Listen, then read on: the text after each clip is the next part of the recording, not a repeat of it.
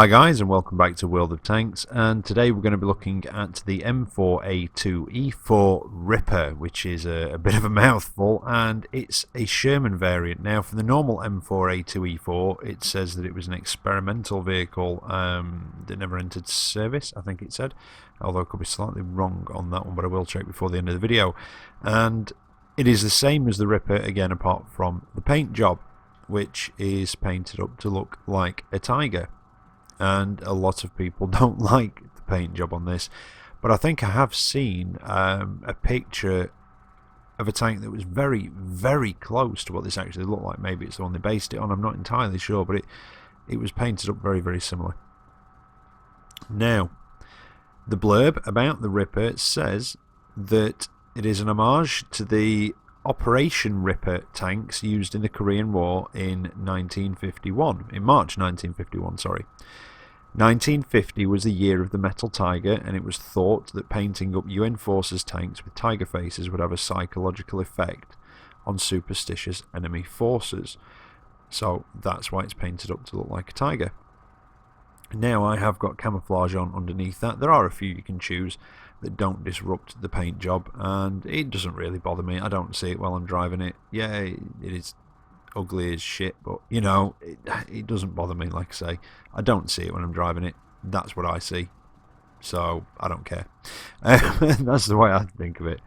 Now, it's a tier 5 premium medium American tank, and yeah, is a Sherman variant, as you can tell, and its listed price is 1,500 gold, and it does get preferential matchmaking, so it does not see higher than tier 6 and has 480 hit points, which is about average for a tier 5 medium. Now, it's not that bad, except for one thing, which is a pretty major thing: the gun. The gun is that bad. Yeah, it's not. Do you know what? It's not too bad. It's just inaccurate as hell and just seems to troll you a lot. Well, I don't want to say it's that bad, but no, I think it probably is. It's the gun off the M3 Lee. Yes, it is. So penetration is a bit poor. There's something else that's been using that, I'm sure, that I looked at recently, although no, I think it probably just is the Ripper that I was talking about with somebody. But let's have a look at the actual... Well, no, let's get the bonuses out of the way first, before I forget them. It gets a 59% silver bonus, which is not bad, but to be honest, you'll probably need a lot of that. You will tend to have to fire a fair amount of premium ammunition, especially in tier 6 matches when you're at range. And you get a 45% XP bonus, which again is, you know, it's not bad, it's quite good. But let's have a look at this gun. Well, like I said, it's a 75mm gun. It's off the M3 Lee. It's the M3 L37, which is the second gun I think that you can get on the M3 Lee. 15.75 rounds a minute, which is not a bad rate of fire. 92 pen, which is quite poor, and 110 average damage, which I think is that. I don't think that's too bad for the tier, actually, for a medium. Although I will check on the M4 in a second, because that's the thing that you can most compare this to. Your premium ammunition, you get a penetration of 127, which again is quite poor, with the 110 damage, and your HE rounds 38, 175. Aiming time 2.06 seconds, which isn't too bad actually for the tier, but accuracy 0.46, which is pretty poor. Let's face it, you know, that's not a brilliant accuracy. Traverse speed on the hull is 37 degrees a second, and on the turret is 39 degrees a second, which is good. I mean, I prefer to have a slightly faster turret traverse so that it, you know, your hull doesn't get away from you and slow your turret down when you turn in. Well, it does a bit, but you know what I mean. You know, those tanks where they have a slower turret traverse and you turn your hull and your turret goes with it. Yeah, they kind of can get a bit annoying. So at least when you turn your hull on this one, your turret stays where it's pointed. And you have a view range of 370 meters, which again isn't too bad. It feels as though it could be slightly low for the tier, but yeah, it's not too savage. Signal range 570 meters, which is a bit on the poor side. You will sometimes have trouble just staying in touch with teammates that are on the other side of the map. Now, cost-wise for your ammunition, 56 for your armor piercing, so quite cheap there. 2,800 for your APCR, which is not bad. I think it's about average for the tier again. And although again I could be slightly wrong, but I will check on the M4. And then 56 for your HE. I do carry a few HE. You know, you can see tier 3s in this, and the 38 can pen them, and it's also more useful in this if you've got to reset the cap in a hurry, because your penetration is quite unreliable. So sling an HE round at them, get the cap reset, and then you can, you know, choose whether to use armor piercing or APCR, and, you know, have to go to for weak spots, etc. Now I've got equipment wise, I've got vents, I've got a gun lane drive, and I've got a gun rammer because I'm boring, and it just increases the rate of fire to make it even better, you know, so you can sling more lead down range, because you need it. Yeah, well, the gun lane drive speaks for itself. Lower the aiming time, and the vents just improve everything on the tank. You could swap the vents out for coated optics, but I'm not really sure that you need it. I will just have a quick check on the Sherman, because off the top of my head, see, that's got 115 damage, 128 pen. So, you know, the standard pen on the Sherman, 76mm, is, well, yeah, it's actually better, only by 1, but it's still better than the premium ammunition on the Ripper. The accuracy is better as well on that, but the aiming time is slightly worse. And to be honest, the rate of fire isn't that far off. And I think that's what lets the Ripper down, is this gun. Crew, well, crew skills. I'm actually training a crew up. You'll probably recognise them. They're in the Ram 2. Sixth Sense. Repairs, I probably wouldn't have gone for. I've still not swapped it out yet. I probably would have gone for camouflage. Let's just have a quick look at the skills. So you want Sixth Sense, you want camouflage. Brothers in Arms might come in handy, but I wouldn't say it's one of the first things you want to get. Situational awareness would be a good one to get for this one. Smooth ride, maybe. It's firing on the move is awful, and yeah, its gun dispersion values don't seem particularly good either. Clutch braking would help as well. You do want repairs on there at some point, maybe snapshot. Yeah, that sort of stuff. I think you pretty much you know, your standard medium tank skills. Now let me just have a quick check of the M4's view range while I'm there. 370, so it is the same as the M4. Hull traverse is the same. Turret traverse is slightly quicker, which is, you know, that's nice. It's always nicer when you get something else. Now, the gun, in my opinion, is what lets this tank down. The frontal armour is 64mm, which is the same as the Easy 8, I think it is, but this has a bit more of a slope to the frontal armour, which is it's quite nice. It can bounce a few shots that the Easy 8 possibly couldn't. It can definitely bounce the odd shot that the M4 can't as well, because I think that's slightly thinner armour on the front, if memory serves me. Something else to note as well, although it does have quite good gun depression, you see the two hatches on the front there, just either side of the gun. One would be for the driver, and the other one would be for the assistant driver and machine gunner. They do affect your gun depression, so do bear that in mind. It becomes a bit of a pain in the backside, actually. If you pop up over a ridge, you know, you can get your gun down, shoot at them. They move slightly to the left or the right, and you can't get your gun down, shoot at them anymore. So you have to mess about, and then you know, it does create issues. I'm not going to lie to you. I think that's about it for that. So let's start having a look at the modules. So we have a power to weight ratio of 13.25 with a 420 horsepower engine. That is slightly less than the M4. It is a bit slower. Top forward speed of 52 kilometers an hour, which isn't too bad at all, and a reverse speed of 18, which isn't too bad, with a 15% chance of fire in the engine. The engine block takes up most of the back of the tank, but not quite all of it. But again, you do have engine components in the front, which I don't think I've had my engine damage through the front of this yet, but I am waiting for it. Concealment is 0.21 while we're here, stationary and 0.15 moving, so again it is slightly less, I think, than the M4, but not by much. The gun, apart from being not particularly good, it does have a good elevation of plus 25 degrees, and like I said before, it does have a good gun depression of minus 10 degrees, but those hatches for the driver and the machine gunner do affect that, so that is something to bear in mind. And like I say, from experience, it is annoying, very. Hull traverse we've already covered. Terrain resistances, again, are not too bad. Slightly worse than the M4, but only ever so slightly. A bit like, in fact, I think they're about the same as the Rippers.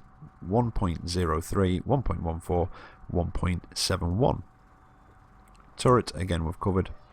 Radio is in the back of the turret, which is the same on, I think, nearly every Sherman.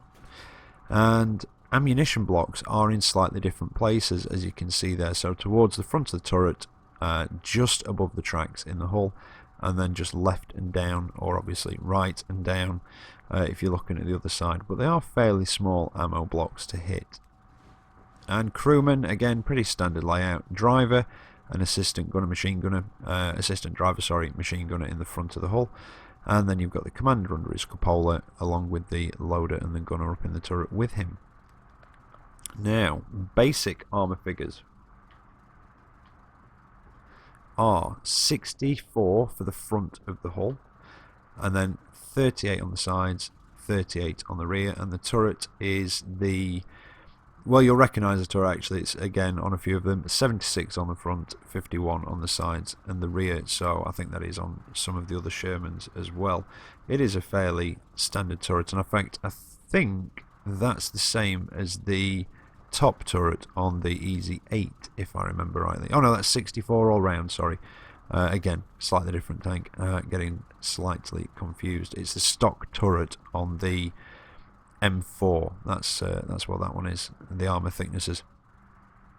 The M4, I'm just looking now, has 51 on the front. I thought it was thinner, but I wouldn't rest until I'd actually figured it out. But it is the same side and rear armour as the M4. But let's have a look at them a little bit closer. Well, 1 to 20 tracks obviously fall into that bracket. They do act as spaced armour, but they're not a solid block like they are on some of the other Shermans. You do have the gaps there, and in fact, one of them is just either side of the ammo block. So where that little bit comes down in the middle there, that is just in front of an ammo block. The engine deck also falls into that category, along with the hull as well. 21 to 30 is the floor of the hull at the front. The tops of those two hatches, but they've got a very, very good angle on them. So depending on the thickness, you know, you might be able to overmatch them, but they are very, very well angled. Also, the top of that bit there, I'm not quite sure what that bit is. Whether it was for mounting, no, I don't think it was. I'm going to say mounting a machine gun for somebody to fire from sitting on the hull, but that'd be quite daft. Not entirely sure. We'll have a look on the actual model. But the top of the engine deck turret comes into that one, as well as the top of the commander's cupola. And the sides, well, no, the top of the hull, sort of top of the engine deck where it slopes down to meet the sides, that also falls into that bracket. But again, it does have a very, very good angle to it. 31 to 50, well, that's the whole side of the tank, including the bit behind the tracks, which is nice because on some of them that bit is a bit thinner. Also, the whole rear of the tank falls into that, as does the rear and the sides of the turret, as well as that small collar you can just see, look, that surrounds basically the turret ring, and I'm assuming it's there to protect the turret ring slightly. 51 to 70. Now this is your upper glacis, the front parts of the driver's hatch and machine gunner's hatch, and the front part of that unbeknownst part that I'm not sure what it is, also the sides of the gun mantle. Now if you're struggling to get through the front of one of these things, the driver's hatch and the machine gunner's hatch, they're the same thickness, but they are a lot flatter, so if you are struggling, that would be a place to hit it. 71 to 90, well, we're creeping down to the lower glacis arrangement, and what I'm assuming is possibly the differential cover, I think I've said before, or transmission cover. It is one of the thicker parts on it, as it is with a lot of the other Shermans. And also the front of the turret with the gun mantle itself, and the 91 to 120 is that thin strip across the bottom of the lower glacis there. And I think that about covers it. It plays pretty much like most Shermans do. So let's get into the actual replays and see how it handles, because I think I've rambled on for quite long enough in the garage. Right, so here we are, and it's not a full replay this bit. I've actually just put this small part on to demonstrate what I was on about with the gun depression. It is good gun depression over the front, but those two hatches, the driver's one and the machine gunner's, get in the way, and you're constantly having to manoeuvre your hull to try and get the full gun depression. and you'll see that in a minute. I'm on airfield, I'm on that hill down in the south, and there's an M4 and there's a 3001P, and every time I want to swap and shoot at the other one, I have to manoeuvre my hull so I can get the gun in between the hatches to get the full gun depression. Instead of just turning my turret slightly, as you can see, it goes up. There we go. So when I'm in the replays and I'm looking through the gun and I move to the side and it all of a sudden goes up the camera, that is those hatches, that's the effect it has. And that's just an example of the kind of games I've been getting in this as well today. Anyway, here we are for the first proper replay. Tier 5 match, Port Standard Battle. And with the Ripper, and with the M4A2E4 as well, because it's the same tank, just different paint job, you will get bad games in it. And generally, the bad games are very bad. You know, it's not like some tanks where they have a bad game, but you still do okay. If you get my meaning with this, it's like generally bad games are very bad. And every now and again you will get good games, and they're normally sort of average to, you know, really good. And I do find it hard to recommend buying the Ripper. Being completely honest, it's got some very good features. The frontal armour is very good. It's a bit thicker than the M4s, and it seems to have better sloping than the M4s. You know, it's got decent frontal turret armour, good gun depression, but there are some things that let it down. One is, I must admit, the paint job. Although a lot of people don't like it, like I say, I don't particularly like it. It doesn't bother me. I don't have to see it while I'm playing in the tank. It's everybody else that has to look at it, so that just makes me laugh. Because if they hate it, then, you know, there you go. And those hatches let it down. They are an annoyance, but you can work it. You know, they are an annoyance, but you know, you can work with it. It's that sort of thing. But the thing that really lets it down is the gun, and that's why I just can't recommend, really, particularly buying this tank. It has some very good features, but that gun does just let it down. And I don't know, I was thinking about this earlier, whether if they gave it the M4A1 gun, you know, from the normal Sherman, whether it'd be slightly OP. I don't know if it would be. I just think it'd be a good medium tank instead of a sort of, you know, a good medium tank with a very mediocre gun. But anyway, you'll get to see how it sort of works in this one. And I was taking some pot shots at that M4 on the bridge, but the accuracy just wasn't happening. But the 3001H is coming at this M4 and he's circled him and he's going off, and I don't think we're going to be able to kill him before he kills the M4, and indeed he managed to take out the M4. They get a bit of a high roll against the T67, 127 damage. 110 is the average with this. You know, the rate of fire is good, but I think I'd rather lose a bit of rate of fire for the M1A1 gun. Maybe if people thought that was too OP, maybe modify the M1A1 slightly and have a slightly lower rate of fire for this tank or something. But I think I forgot about that. Yeah, somebody tried to ram me to death and actually just rammed themselves to death. That's what that bit of a nudge was from the back there. I thought that was quite funny. There he is. That's like a mouse trying to ram a Doberman to death or something. And I don't mean a mouse, the tank. I mean the small furry creature.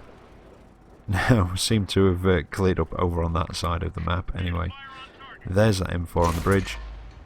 And that was poorly aimed. That was my fault, that missed. Although that one's hitting now. And you can see it's got a fairly slow shell velocity as well. Did you see how much the shell was actually arcing there, rather than going in a straight line? It's got quite a bit of an arc to it, and that's because it is a fairly low shell velocity gun. Oh, there's RT. Can I get him? I can. Although that one missed. And that's him done. But then I take a hit from the KV-1 and I pretty much know I'm done for. I've been tracked. Yeah, and he's penned. And that's me done, so I think I'll skip to the end and see how I actually did. Right, well, in that match came out with 47,000 credits. It was a defeat, unfortunately, and 1,380 XP with 1,308 damage. And a very small 200 blocked as well. But I did get 4 kills, so that's not too bad at all. But yeah, like I was saying, I can't really recommend buying it, to be honest. You know, if you want a tier 5 American premium medium tank, the Ram 2, you know, I would say the Ram 2 over the Ripper. Like I said, the Ripper's got better frontal armour, but the gun is just such a letdown in my opinion. There might be people out there that feel differently. I just feel that it's ruined by it, and other than that, it does have some good features, you know.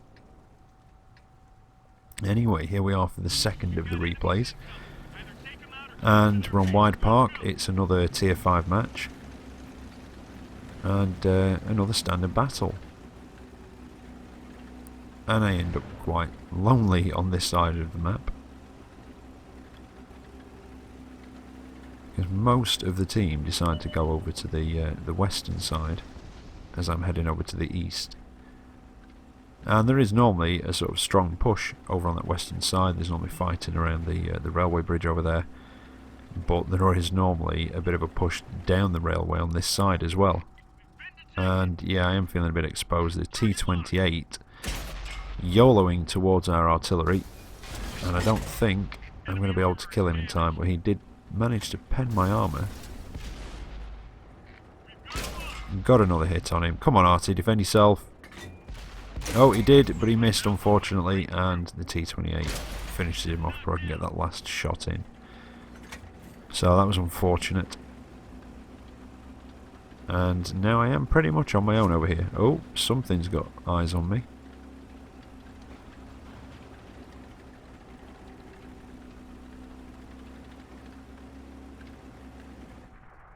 You see, the thing with this tank is it's included in the quarterbacks bundle, which is obviously why I'm reviewing it. And I managed to take that T80 by surprise. And yeah, he's looking a bit shocked. Yeah, it's in the quarterbacks bundle, so if you've already got it, hopefully this might be able to help you out with playing it. But essentially you play it kind of like you would with an M4. But if you've not played any of the Shermans, then, you know, this will give you a bit of an idea. And it is a good flanking tank, you know, it's fairly quick and nimble. Well, it's as nimble as the M4. I think it's got a slightly higher top speed though.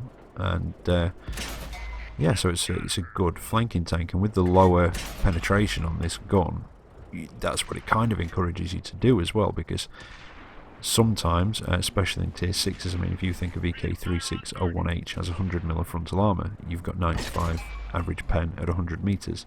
So you're going to need to get the side of one of those things, or the rear. So the gun kind of does encourage you to do that, but what I'm saying is that, you know, I wouldn't say yes and go out and buy one of these things, but if you've got one, you know, you can make it work. It's got a good silver bonus. You could just use APCR with 127mm of penetration, and then you have essentially got the equivalent of the M4A2E4 using armour piercing rounds, because that's got 128mm pen. And I don't think you'd actually lose money doing that either. So that is another option for this. Plus you've got a faster shell velocity, I think, slightly in your APCR, so you won't have to lead as much. Now, yeah, a bit of a brawl up there. Was that a DW2 that I've just taken out? And then I had somebody sneak up behind me and put a shot in. Turned around and just finished him off. And yeah, KV1S manages to sneak up on me and take me out. And that's the end of me. Which is a bit of a shame, because I was nearly at a top gun with 5 kills. But there you go, the M4A2E4 Ripper. And, you know, you can see it's got good XP bonus and good silver bonus. That's in a tier 5, 100,000. I did get some, in fact now I've got 50% extra, so that would have been a 50,000 match. Because it was 25% for the USA playoffs and 25% for the other op.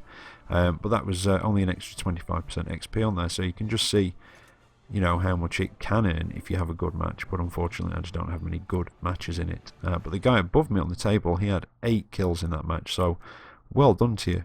You look like you had a cracking game. So there you go, that's the Ripper, and like I said before, I can't really recommend buying it, but I'll be back tomorrow with another video, so as always, take care out there, and I'll catch you next time. See you later.